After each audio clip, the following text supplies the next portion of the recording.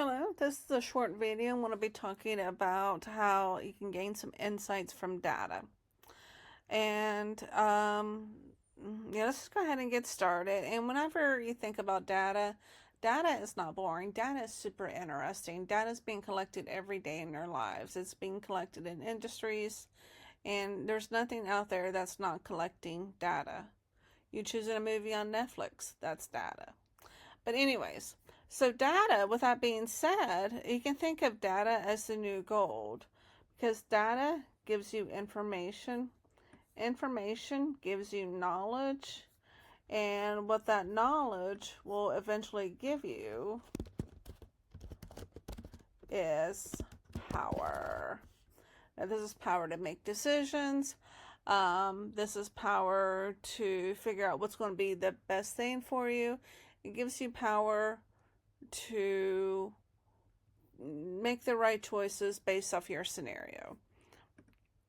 So when it comes to data, there's different ways to look at it and different ways to work with it. The four phases that I'm covering today are descriptive analytics, diagnostic analytics, predictive analytics, and prescriptive analytics. And we're just going to kind of look at this right here, these little sticky notes, because I just want you to see how they are connected. Okay? And just forget the word analytics, okay? Let's look at this first word here. That might make it a little bit easier to understand. So descriptive. So it's something describing, right? And what it's doing is asking what happened. That's the question it's asking. What happened? It's just describing it. Okay? And what that we get from there, once it's been described, we can make some sort of diagnosis. And basically with that, we're asking the question of, why did that happen? And then we go to this little sticky note here, just so you can see how this goes into this.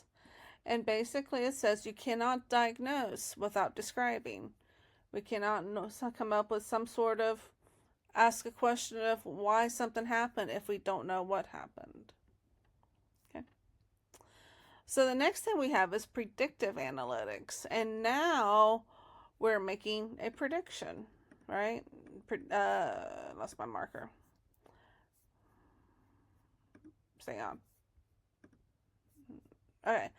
And we're making some sort of prediction of what will happen. I keep hitting the wrong button. Of what will happen. So from there, from diagnostic to predictive, it's saying we're thinking about it. It's like you can't predict if we're without understanding why things are happening. And again, this stage we predict, but we need to understand why did it happen. And then with a prescriptive, we ask the question, what should we do? So again here, how predictive leads to prescriptive, and you can see the word prescriptive, like how we're prescribing something. You can't prescribe without knowing what's coming. And we know what's coming because we're making a prediction based off the diagnostic of why did it happen? And we're answering the question of why did it happen based off what happened. Okay. So they feed into each other. And with that, let's go into the type of analytical processing these four types are. So there's transactional and then there's analytical. You can think of transactional as it's happening in that point of time. So you'll see whenever we get further on down, my example that I'll be using is football related, Cincinnati Bengals to be specific. So happening in that time means it's happening in that game. Okay? It's real time. Joey B is making passes. Joey B's throwing an interception. Joey B's got hurt again. Whatever it is.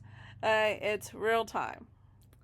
And so that's a type of transactional. It's happening in real time. Now, the everything else here is some type of analytical, and I'm not going into super deep on this, but between the transactional and analytical, these diagnostic, predictive, and prescriptive are considered analytical. Okay. So it would be online analytical processing and online transaction processing.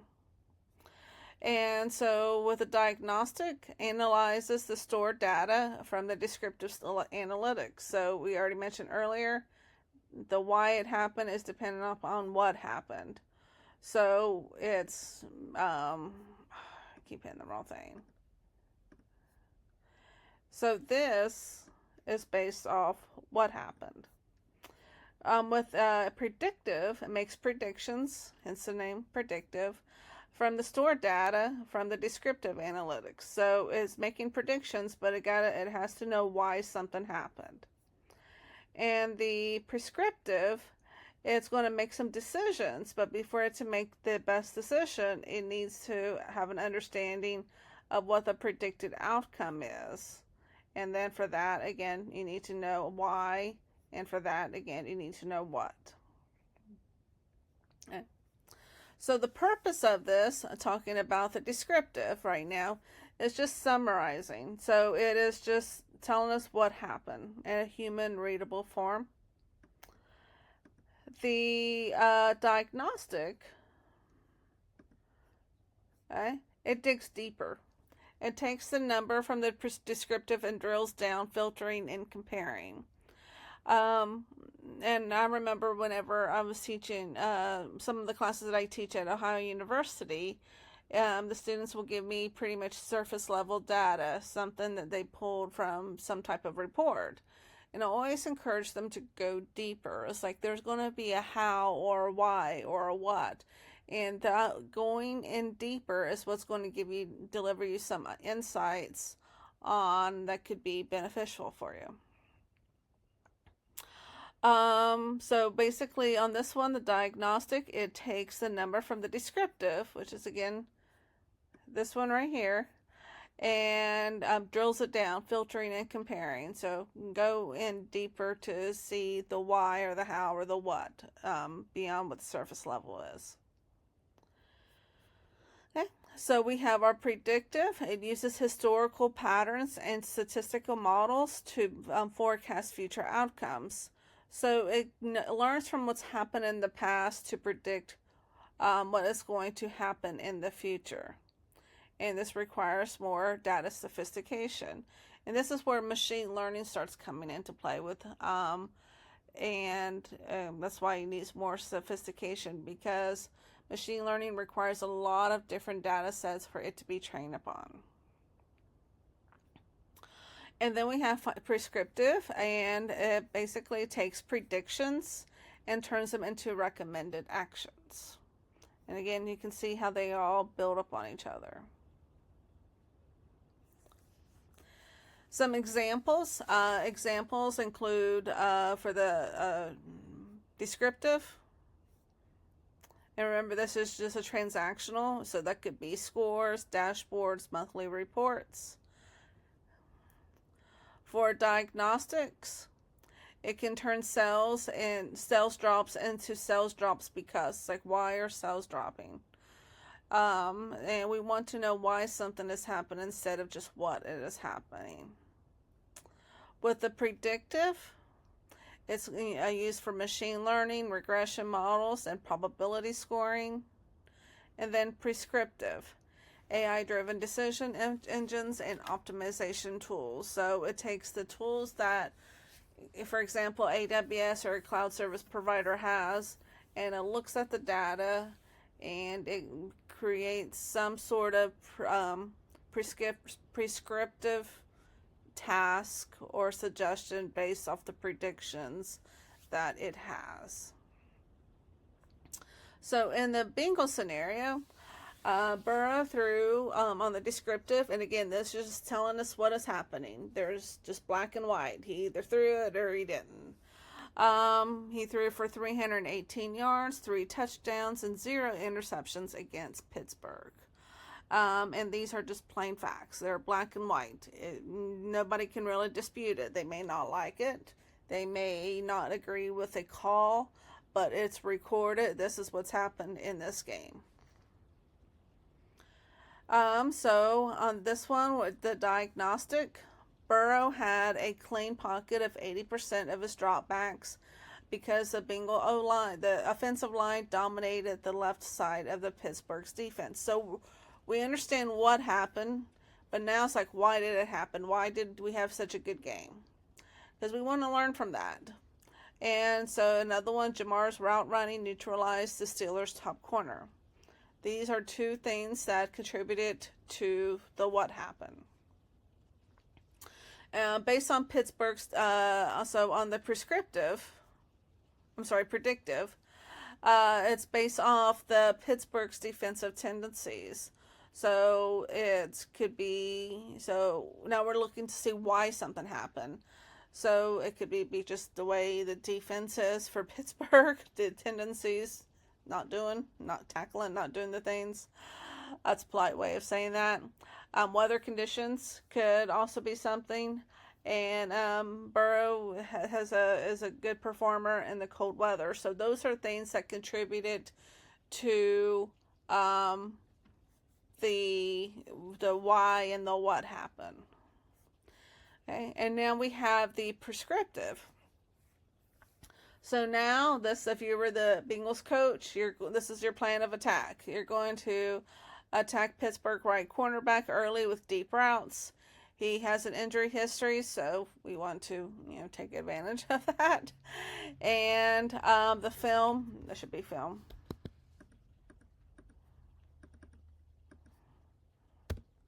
Suggests he'll give up 15 plus yards at a 40% higher rate in the first half.